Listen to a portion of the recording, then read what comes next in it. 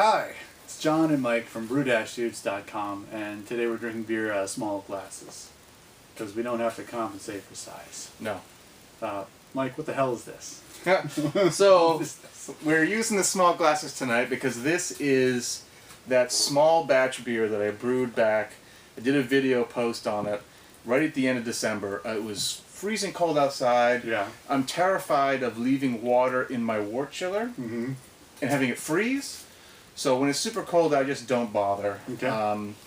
So I wanted to try that mini batch brew system. I had my little Gatorade beverage cooler and a little bit of grain, and I said, I'm just going to do this in the house. The wife was out for the night. The kids were in bed. I said, I can probably do a 1 gallon batch in like no time at all. That's right. That was a small batch brewing post you put up there. Yep. Right on. So this is the output of that. This is the output. So what is it? So this beer, it was totally a collection of what do I have available to me to brew at the time, just to try small batch brewing.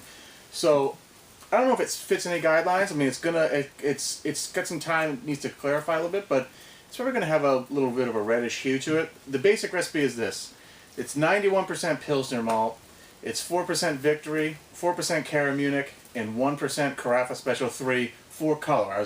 That's where I'm probably getting most of that red color. That's what I want to do. Yeah. And the other thing is it's a ½ ounce of Warrior hops, just Warrior hops, for about 30 minutes. And if you remember from the video, and I have to remember from the video, so long ago, I also shortened the boil time down, even though it was Pilsner malt. Oh my God.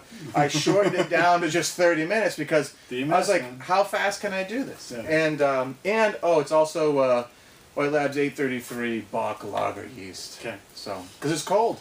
It is cold. So my basement's cold. I was like, well, I don't really want it. If I'm going to do it, let's do it. I did a lager. So what are your thoughts on this? I mean, I think that the Warrior hops are present. They are there, man. It's actually amazing because I use Warrior hops a lot for like the background bittering charge in a lot of beers, and maybe I'll piggyback in like EKG with it or Cascade with it or something like that, because Warrior's supposed to be this clean hop, right? Sure.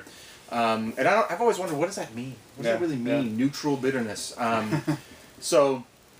But being 30 minutes, there's going to be some bittering, some isomerization, but there's also going to be some not isomerization. So if there is any character to the Warrior, that's what we're getting there. And I think once we poured this off the keg and we took that first taste, it was like, oh, that's weird. It's kind of unique. So what do you taste in there as far as the hop goes? Well, I think that there is a little bit of, it's not the nuggety, resiny, but it does have some piney notes. I think that you and I both picked out a little bit of mint. Yeah, it's minty, a little bit minty. A little bit, like weird, not like spearmint or gum, but it's a little tinge of mint, and maybe that's just like an herbal taste that getting out. But I've tasted this in the background of other IPAs and commercial beers that are supposed to be hoppy, and I now know what that is. I now know it's probably Warrior in the background. It's interesting. We talked a couple of videos ago about when I did the dry stout splitting thing, right? We talked about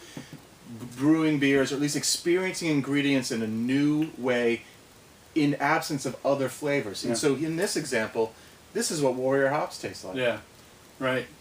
That's something that I want to do that I've written about doing like a smash for Mosaic, You just do a, whole schedule of Mosaic, so you kind of get from the bittering on to dry hopping, and that should give you a good representation of what that hop can give you. Yeah. So, this is good. It's interesting for sure, and certainly, if there's anything that comes out of this, is just a learning of Warrior hops and how that tastes, and have a better understanding of maybe clean bittering. Yeah. I mean, it's there. It's not unpleasant in any way. There's no funkiness to it. It's not like you read about I don't know, in the hops book, they said that the English didn't want to use American hops because they were too, they didn't use funky, but they were not refined for the English palate.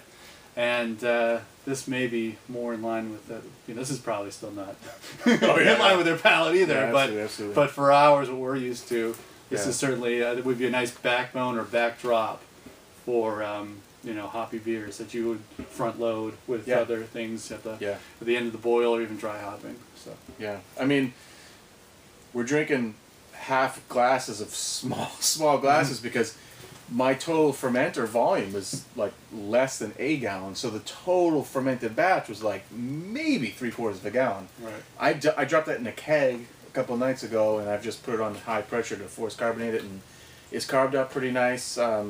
But it's a small batch of beer, so this is really an experiment to taste it and go, okay, maybe we'll do something with it later. So what you're saying, we're going to kick the cake tonight. We're going to kick this cake tonight. Throw down. There's a pint. We'll have 2 more of these. That's it. Okay, so that's that's your warrior hop experimentation. Warrior hop experimentation. It's experiment, small batch brewing. Just I want to see if I could do it. 3/4 of a gallon. I don't know if it's worth it, but it was fun.